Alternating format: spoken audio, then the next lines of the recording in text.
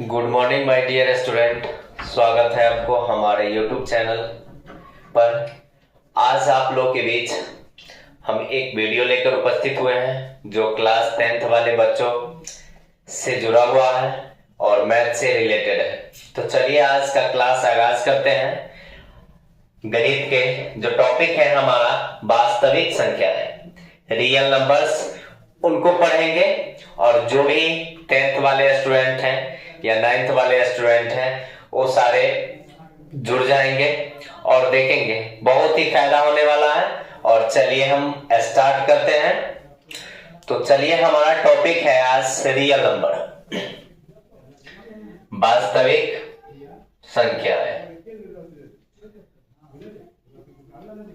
वास्तविक संख्या है, रियल नंबर,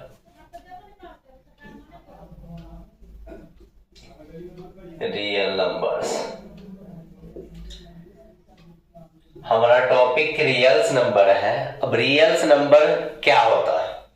तो वास्तविक संख्या जो है इनको जानने, परमेय और अपरमेय जो होता है उनका क्या है, सम्मिलित रूप है।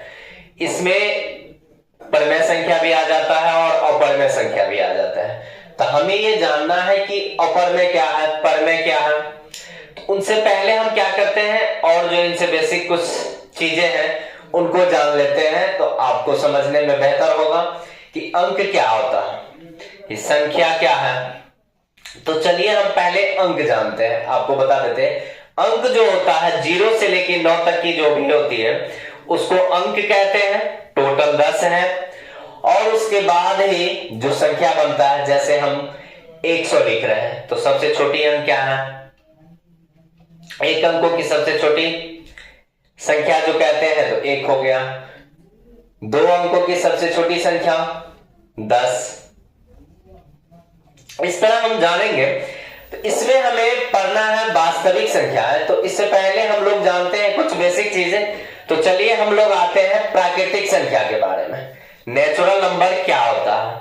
तो जो भी वस्तु है उनको गिनने के लिए हम जिस चीज का उपयोग कर रहे हैं, जैसे मान लीजिए तो एक मार्कर है तो इसको कह सकते हैं एक मार्कर है। एक और लाएंगे तो फिर क्या हो गया, 2 हो गया। इसी प्रकार क्या होता है, इसलिए उसको हम गिनती की संख्या कहते हैं। किसी भी वस्तु को गिनना है तो क्या करेंगे, हम प्राकृतिक संख्या का यूज करते हैं, जिसको गिनती की संख्या कहते हैं।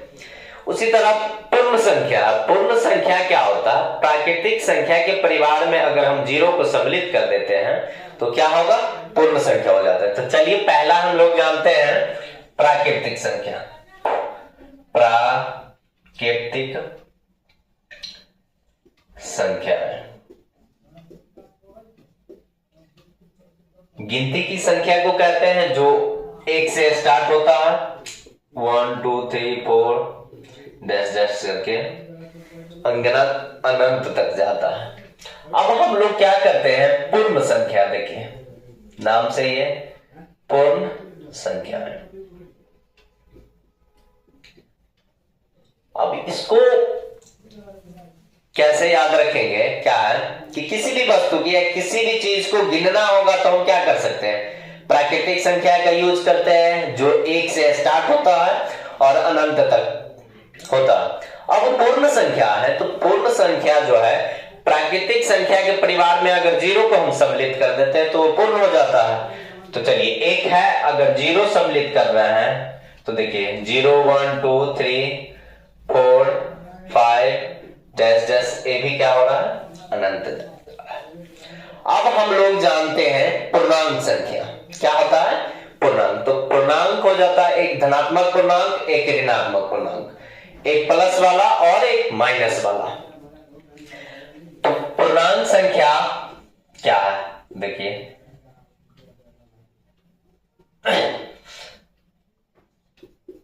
पूर्णांक संख्या है, इसमें प्लस और माइनस दोनों आ जाता है। -3 -4 -3 -2 -1 और फिर 0, फिर इधर प्लस स्टार्ट हो रहा है। देखिए इस प्रकार जा रहा है, इधर माइनस प्लस इनफाइनाइट तक जाएगा और इधर माइनस तक। देखिए इस तरह हम इसको इस प्रकार लिख सकते हैं। देखिए यहां पे हम दर्शा के दिखा रहे हैं। यहां देखिए 0 इधर प्लस की तरफ,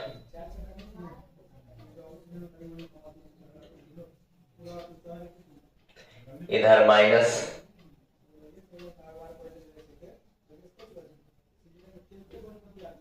देखिए माइनस इधर प्लस। तो इस तरह हम देख पा रहे हैं कि पूर्णांक संख्याएं जो है उसमें प्लस वाला और माइनस वाला दोनों ऐड होता है। एक इसको हम लोग धनात्मक पूर्णांक कहते हैं, इसको धनात्मक पूर्णांक कहते हैं, और इसको ऋणात्मक पूर्णांक कहते हैं, ऋणात्मक पूर्णांक। तो इस तरह आप लोग समझे होंगे कि प्राकृतिक संख्या गिनती की संख्या को कहते हैं जो 1 से स्टार्ट होता है और अनंत तक होता है। पूर्ण संख्या, प्राकृतिक संख्या के परिवार में 0 को सम्मिलित कर देते हैं तो क्या हो जाता है, वो पूर्ण संख्या हो जाता है। अब पूर्णांक है तो पूर्णांक संख्या जो है इसमें प्लस और माइनस दोनों वाला ऐड होता है, और इस तरह क्या होता है, ये पूर्णांक संख्या होता है। एक धनात्मक पूर्णांक और एक ऋणात्मक पूर्णांक।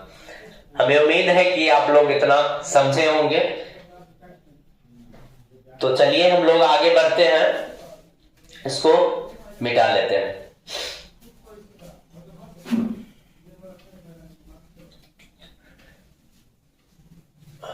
चलिए इसके बाद लोग देख रहे हैं सम संख्या के बारे में। सम संख्या क्या होता है? तो सम संख्या वैसी संख्या है जो 2 से कट जाए। सिंपल में याद रखना है कि जो 2 से कट जाए सम संख्या। विषम संख्या वह है जो 2 से नहीं कटे, शेष बच जाए। मतलब 2 से जब भागा लगाएंगे तो क्या होगा, कुछ ना कुछ बच जाता है। तो क्या करते हैं, उसको हम क्या कहते हैं, विषम संख्या कहते हैं। चौथे नंबर में हम लोग जान रहे हैं सम संख्या। 2, 4, 6, 8, 10 10। फिर विषम संख्या है,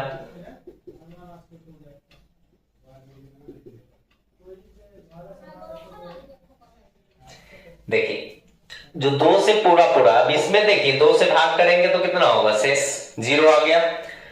4 में भाग करेंगे तो शेषफल क्या हो गया, 0 आ गया। इसी तरह 6 में भाग करेंगे तो क्या होगा, शेषफल 0 आ गया। 8 है, इसमें भागा करेंगे तो क्या हो गया, शेषफल 0 आ गया। अब देखिए विषम संख्या क्या हो गया, इसमें भागा करेंगे तो क्या होगा, शेष बच जाता। देखिए इस प्रकार यह जा रहा 1, 3, 5, 7, 9, इसी तरह आगे चला जाएगा। अब हम लोग जान रहे हैं आभास संख्या। यह बहुत ही ज्यादा जरूरी है और इसको समझना है। आभास संख्या वह है जो केवल एक और स्वयं को छोड़कर किसी दूसरे संख्या से उसमें भागा नहीं लगे। या ये कह सकते हैं कि देखिए मान लीजिए 3 है, इसका गुणनखंड हम करेंगे तो कितना होगा, 3 गुना 1 या तो 1 गुना 3। इस तरह कह सकते हैं कि वैसी संख्या जिनका केवल 2 ही गुणनखंड हो। इसमें देखिए ये एक बार 3 से भागा लग जाएगा या तो 1 से लगेगा। तो इस तरह क्या हो गया, आभास संख्या वैसी है जो स्वयं और एक को छोड़कर किसी दूसरे से विभाजित ना हो, क्या कहलाएगा, आभास संख्या है। देखिए अभाज्य संख्या।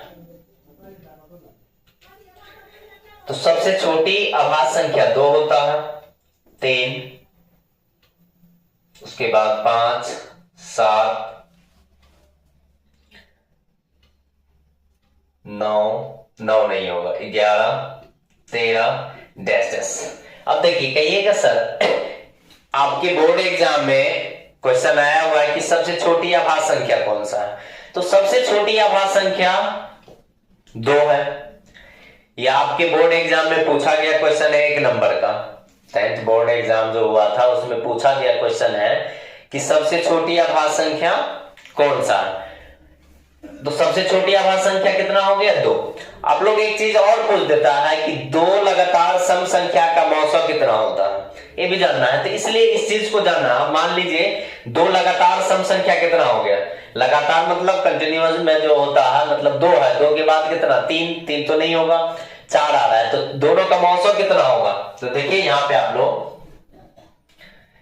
2 और 4, इसका जब हम मौसा करते हैं तो 2 का फैक्टर होगा 2 गुना 1, 4 को करते हैं तो 4 गुना 2 गुना 2।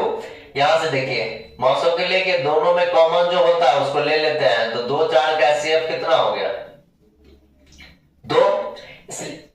अगर लगातार हम सम संख्या का मौसम लेते हैं तो हमारा रिजल्ट 2 आता है। इस तरह अगर हम करते हैं, ये भी आपके एग्जाम में 1 नंबर का क्वेश्चन फिक्स से आता ही है। और एक है विषम संख्या, तो इसलिए आप लोग ध्यान से देखें 2 लगातार विषम संख्या का मौसम क्या होगा। तो यहां पे देखिए आप लोग 1 और 3 का कर रहे हैं तो कितना होगा 1 या 3, इसमें तो देखिए 1 आ गया। इस तरफ 3 5 का करते हैं तो देखिए 3 का 3, 2 1। देखिए इस प्रकार क्या हो रहा है कि आप लोग देख पा रहे हैं कि सम संख्या का जब करते हैं तो हमारे पास रिजल्ट 2 आता है, और विषम संख्या में करते हैं तो रिजल्ट 1 आता है। इस तरह ध्यान रखना है कि कभी भी इस तरह जो क्वेश्चन आए तो याद रखना, सम वाला रहेगा तो क्या करेंगे 2, आंसर टिक कर देना, और विषम वाला रहेगा किसी का भी उठा के देखिए आप उतना ही पाएंगे रिजल्ट। तो विषम वाला में क्या होगा 1 रिजल्ट आएगा। अब हम लोग अभाज्य संख्या कर रहे थे, तो सबसे छोटी अभाज्य संख्या क्या हो गया 2 है, जो आपके एग्जाम में पूछा गया क्वेश्चन है, उनको याद रखिएगा। चलिए अब हम लोग भाज्य संख्या के बारे में पढ़ रहे हैं। भाज्य संख्या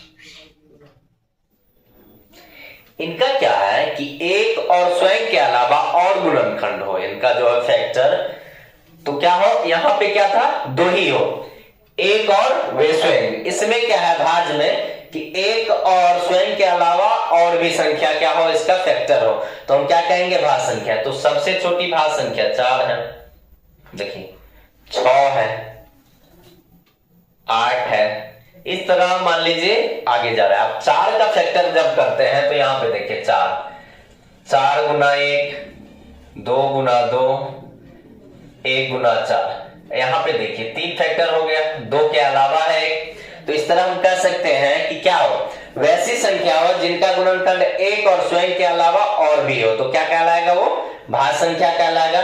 सबसे छोटी भाज्य संख्या 2। इसमें भी एक क्वेश्चन पूछ देता है कि भाज्य संख्या और अभाज्य संख्या का गुणनफल बताइए। सबसे छोटी भाज्य संख्या और अभाज्य संख्या का गुणनफल बताइए, तो सबसे छोटी अभाज्य संख्या इतना और भाज्य संख्या इतना। कभी कभी एचसीएफ पूछ देता है दोनों के बीच, एचसीएफ इनको भी याद रखना है। देखिए 2 और 4 का एचसीएफ करेंगे तो 2 दूना 4, इस तरह कितना हो गया एचसीएफ 2। एलसीएम पूछ सकता है, मगर ये भी जो है आपके एग्जाम में पूछा गया क्वेश्चन है कि भाज्य संख्या और अभाज्य संख्या जो सबसे छोटी है उनका गुणनफल हमें बताइए कि कितना होगा। तो इस प्रकार हम उम्मीद कर रहे हैं कि आप लोग समझ पा रहे हैं। सम संख्या जो 2 से पूरा पूरा कट जाए, विषम संख्या जो 2 से नहीं कटे, अभाज्य संख्या जिनका केवल 2 ही गुणनखंड हो, 1 और स्वयं, इसके अलावा कोई दूसरा ना हो, उनको अभाज्य संख्या कहेंगे। और सबसे छोटी अभाज्य संख्या 2 है। और भाज्य संख्या जिनका 1 और स्वयं के अलावा और भी गुणनखंड हो, उनको क्या कहेंगे हम भाज्य संख्या कहेंगे। तो चलिए अब हम लोग आगे पढ़ रहे हैं, आगे जानेंगे परमेय संख्या और अपरमेय संख्या। चलिए देखते हैं, जो हमारा टॉपिक है वास्तविक संख्याएं, रियल नंबर। अब उनके करीब आते हुए हम लोग पहुंच गए। इसमें है परमेय संख्या।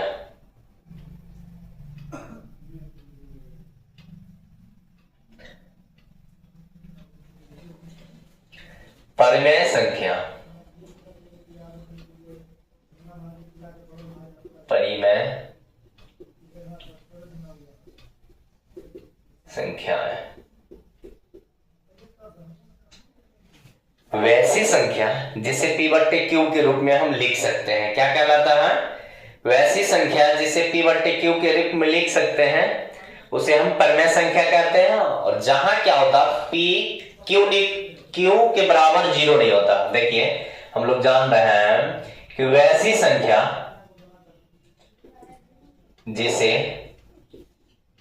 p बट्टे क्यू के रूप में, वैसी संख्या जिसे p बट्टे क्यू के रूप में लिख सकते हैं, जहां q not equal to zero. देखिए कह रहा है वैसी संख्या जिसे p बट्टे क्यू के रूप में लिख सके या लिखा जा सके, वैसा संख्या हो जो p बट्टा क्यू के रूप में लिखा जा सके, जहां q के बराबर में जीरो नहीं होना चाहिए। अब देखिए एग्जांपल में है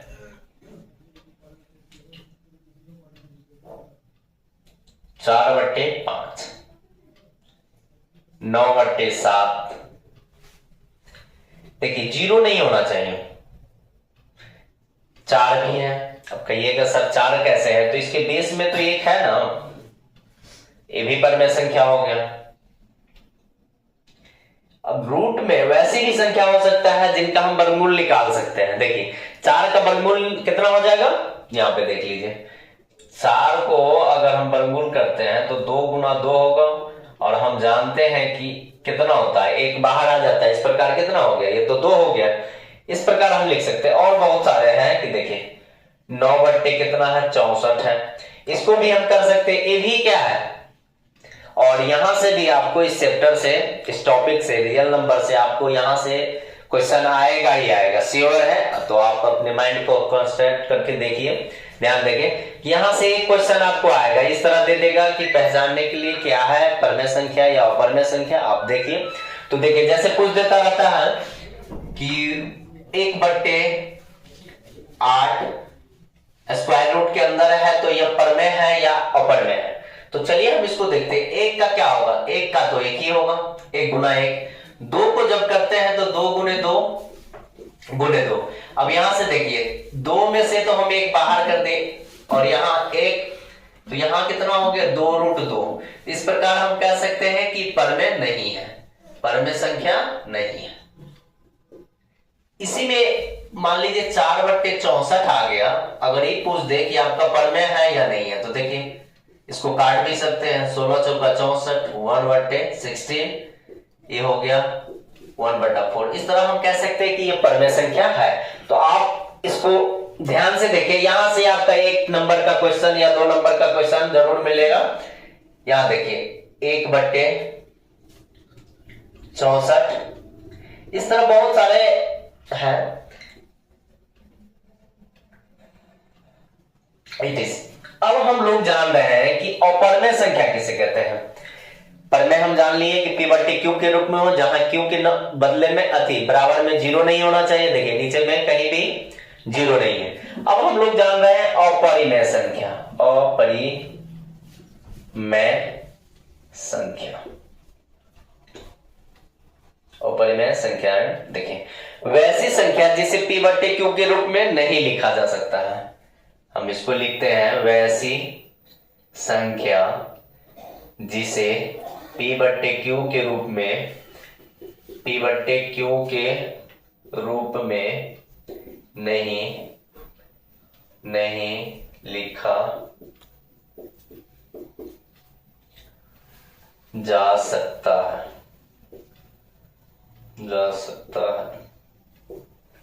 वैसी संख्या जिसे p बट्टे क्यू के रूप में नहीं लिखा जा सकता है अपरमेय संख्या कहलाती है। ठीक है, चलिए अब देखिए यहां जो रूट वाला है, जिसका फैक्टर स्क्वायर हम जो करते हैं, क्लियर नहीं हो पाता। देखिए √2, इसका जब करेंगे तो नहीं निकल पाएगा।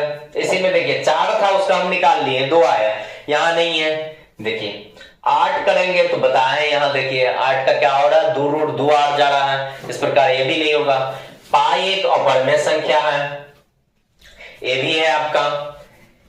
इस तरह देखिए 27 जब करेंगे ये भी नहीं हो पाएगा। इस तरह हम कह सकते हैं कि बहुत सारे हैं क्वेश्चन, जैसे 1/8 रूट के अंदर, इस तरह ये सब क्या है, अपरिमेय संख्या है। यहां से भी आपको एक क्वेश्चन मिलता है परिमेय और अपरिमेय से चुनने के लिए कि कौन सा परिमेय संख्या और कौन परिमेय संख्या नहीं है, अपरिमेय है। तो आप ध्यान से देखिएगा, यहां क्या था, देखिए क्लियर है, रूट के अंदर भी है तो जो बाहर आ सकता है, जैसे 9 है तो 3 आएगा, यहां 64 है तो 8 आ जाएगा।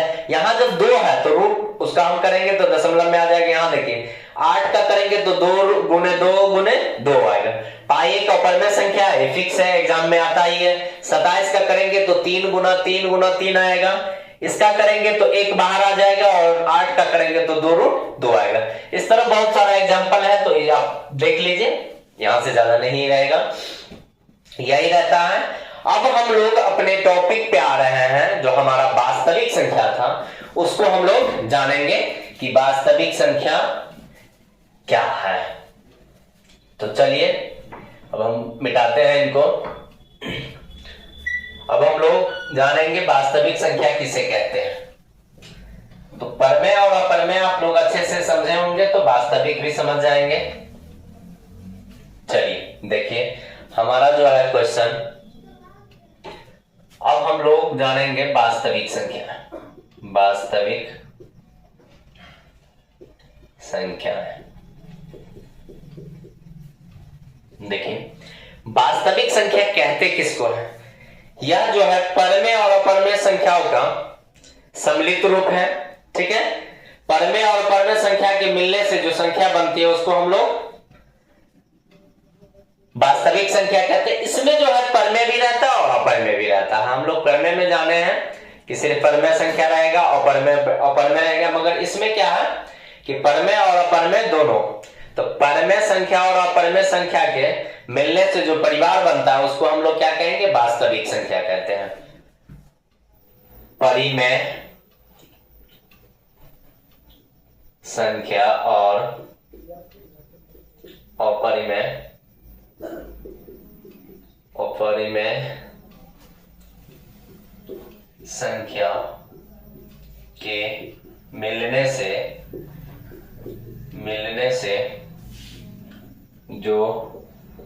परिवार बनता है वास्तविक संख्या कहलाता है। वास्तविक संख्या कहलाता है। देखिए क्या है, परिमेय और अपरिमेय संख्या के मिलने से जो परिवार बनता है क्या कहलाता है, वास्तविक संख्या कहलाता है। ठीक है, अब देखिए क्या है, इसमें परिमेय और अपरिमेय दोनों आ जाएगा। देखिए एग्जांपल हम लेके देख रहे हैं। देखिए 2 एक परिमेय संख्या है,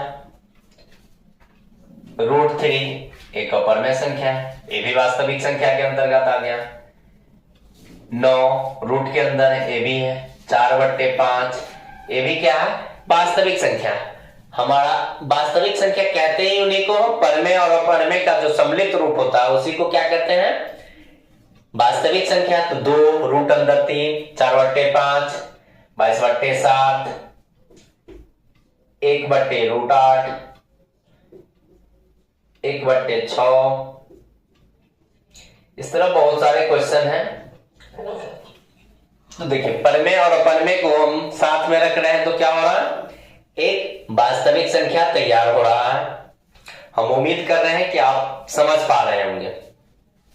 ठीक है, अब हम लोग इसमें पढ़ने वाले हैं एल्गोरिथम, भाग लेमा विधि। ठीक है, आगे से हमारा जो होगा अगले चैप्टर में हम लोग अगले चैप्टर कह रहे हैं, अगले वीडियो में हम लोग बात करेंगे इससे रिलेटेड क्वेश्चन के बारे में।